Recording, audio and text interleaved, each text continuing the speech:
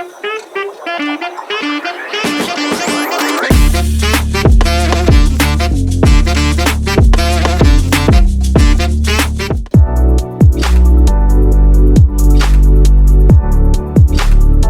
to this video. In this session, we will understand what HTTPS is and why it is important for your website SEO and user trust. HTTPS stands for Hypertext Transfer Protocol Secure. It is the secured version of HTTP, which is the protocol used to transfer data between a browser and a website. HTTPS uses SSL or TLS encryption to protect the data sent between the user and the website.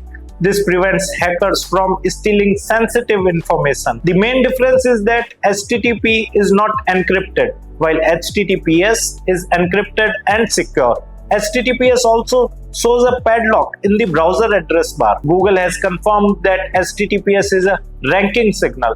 Websites with HTTPS are more likely to rank higher because they provide a secure browsing experience. When visitors see a secure padlock in the browser, they feel safe to share information.